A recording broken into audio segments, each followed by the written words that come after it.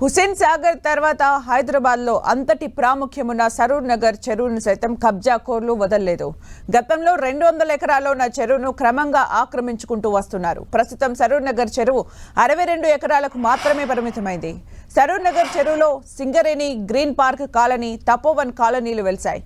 అటు పట్టపగలే టిప్పర్లలో చెరువును పూడ్చివేస్తున్నారు.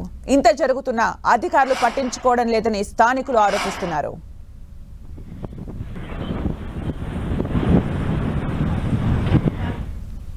సరూర్ నగర్ చెరువు నుంచి మరింత సమాచారం మా ప్రతినిధి కొండలు అందిస్తారు.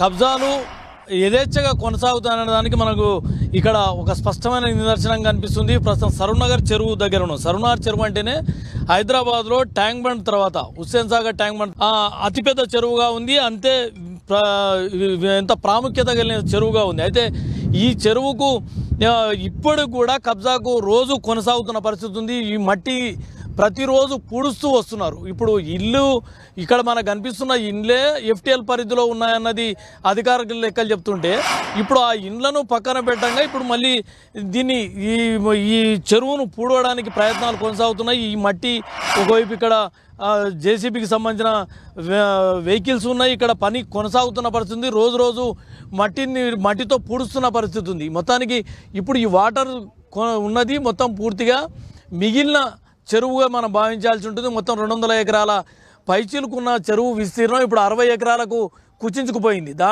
60 ఎకరాల్లో భాగంగానే ఇప్పుడు మనకు కనిపిస్తున్న ఈ నీళ్లు ఇవన్నీ కూడా ఈ 60 ఎకరాల్లో భాగంగానే. అయితే ఇప్పుడు వీటిని కూడా కబ్జా చేసే ప్రయత్నం అయితే యథేచ్ఛగా కొనసాగుతుంది. పూర్తిగా మట్టిని ఫిల్ చేసుకుంటూ వస్తున్న పరిస్థితి ఉంది. ఇక్కడ నుంచి ఇక్కడి వరకు బార్డర్ పెట్టారు. ఇక ఈ కార్నర్ బిట్ మొత్తం పూడ్చే ప్రయత్నం అయితే కొనసాగుతుంది. రోజు ఇక్కడ మట్టి పోస్తున్నారు, మట్టి చెరువును మొత్తం పూడుస్తున్న పరిస్థితి. అంటే ఇంత పట్టపగలు కూడా ఈ కార్యక్రమాన్ని కొనసాగిస్తున్నారు. ఒకవైపు హైడ్రా హడలెత్తిస్తుంది, హైడ్రా ఒకవైపు కొనసాగుతుంది. హైడ్రాతో అక్రమ నిర్మాణాలకు చెక్కు పెడుతుందన్న ప్రభుత్వం ఒకవైపు భావిస్తున్నప్పుడు కూడా ఇంకా ఇక్కడ యథేచ్ఛగా కొనసాగుతున్న పరిస్థితి అవుతుంది. మరి దీనిపైన రెవెన్యూ అధికారులు ఏం చెప్తారన్న చూడాల్సి ఉంటుంది. మేము అంటే 10TV రెవెన్యూ ఎంఆర్ఓను సంప్రదించిన పరిస్థితుల్లో ఇక్కడ ఎలాంటివి లేవండి అని చెప్పి అతను చాలా ముక్తసరిగా సమాధానం అయితే చెప్పారు. మిగిలిన సరూర్ నగర్ చెరువు మాత్రమే అంటే 200 ఎకరాలది 60 ఎకరాలకు ఇప్పుడు పరిమితం అయింది. 60 ఎకరాల భాగంగానే ఈ వాటర్ ఉన్న వరకు ఆ పరిధి. అయితే ఈ పరిధిని ఇంతకుముందే ఎఫ్టీఎల్ను ఫిక్స్ చేసిన పరిస్థితి ఉంది. ఇక్కడ ఉన్న ఇండ్ల వరకు ఎఫ్టీఎల్ను ఫిక్స్ చేశారు. అంటే ఆ ఇండ్ల అవతల వరకే ఇండ్లు యువతలకి రాకూడదు అన్నది దాని నిబంధన. అయితే ఆ ఎఫ్టీఎల్ ఫిక్స్ అయిన తర్వాత కూడా ఎందుకు ఇదంతా మళ్ళీ పూడుస్తున్నారు అన్నది ఇప్పుడు చూడాల్సిన. అంటే ఈ పూడుస్తున్నారు అంటే దీన్ని మళ్ళీ కబ్జాలోకి తీసుకోవాలన్న ఒక ఉద్దేశం అన్నది ఇక్కడ స్పష్టంగా అర్థమవుతుంది. దీంట్లో ఈ నీళ్ళల్లో కూడా కొంతమందికి ఫ్లాట్స్ ఉన్నాయని కూడా ఇక్కడ స్థానికులు చెప్తున్న పరిస్థితి ఉంది. ఇవన్నీ చూస్తుంటే ఈ ఒకవైపు హైడ్రా ప్రభుత్వం ఎంత సీరియస్గా కొనసాగుతున్నప్పటికీ కూడా కబ్జా చేయాలనుకున్న వాళ్ళు అంతే స్పీడ్గా కబ్జాలకు ముందుకెళ్తున్నట్టయితే స్పష్టంగా అర్థమవుతుంది. దీని పట్ల మా రెవెన్యూ అధికారులు ముఖ్యంగా హైడ్రా ఎలాంటి నిర్ణయాలు తీసుకుంటుంది.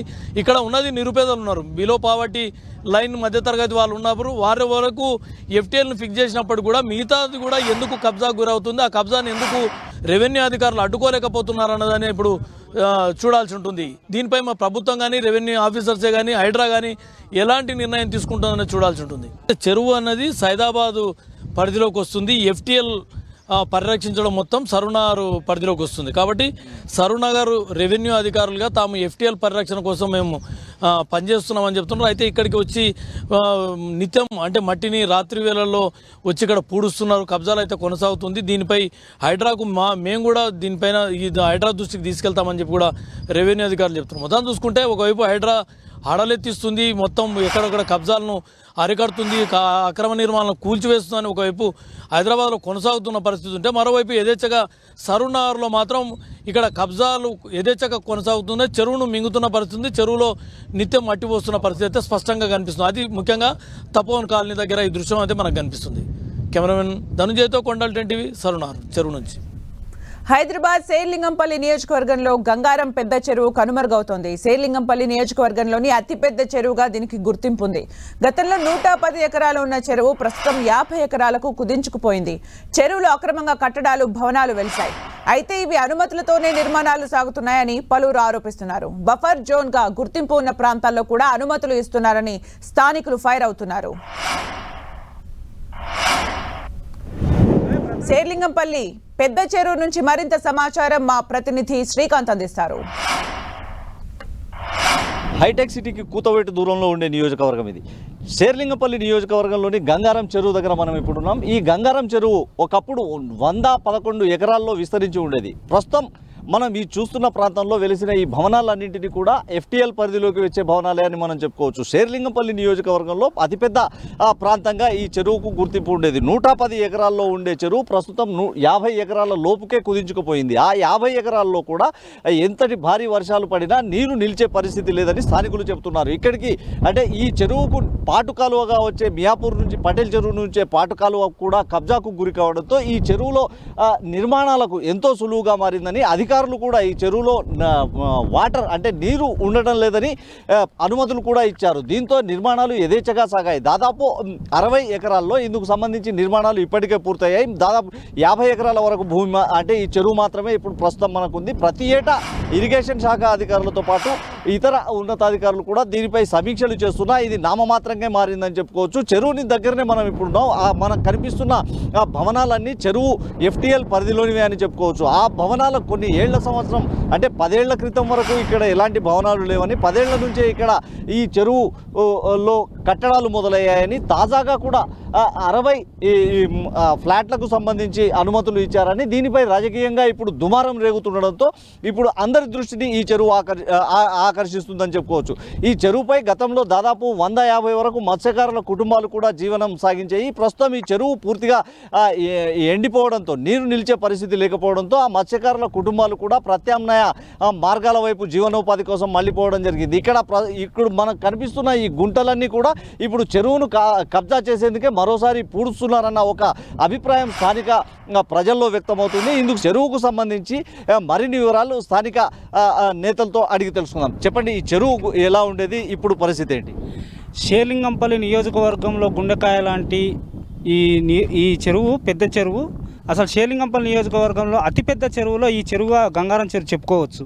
ఇది 111.10 గుంటల చెరువుని ఈరోజు ఎంత మాత్రం అంటే ఫుల్ లెవెల్ ట్యాంక్ సంబంధించి 96 ఎకరాల భూమి విస్తరణలో ఉన్నటువంటి ఈ చెరువు ఈరోజు కారణం ఏంటంటే ఇరిగేషన్, రెవెన్యూ, GHMC సంబంధించిన అధికారుల సమన్వయం లేక లోపిష్టంగా ఉండడంతో ఈరోజు అక్రమార్కులు, భూ కబ్జాదారులు కబ్జాలు చేయడం పెద్ద ఎత్తున జరుగుతూ ఉన్నది.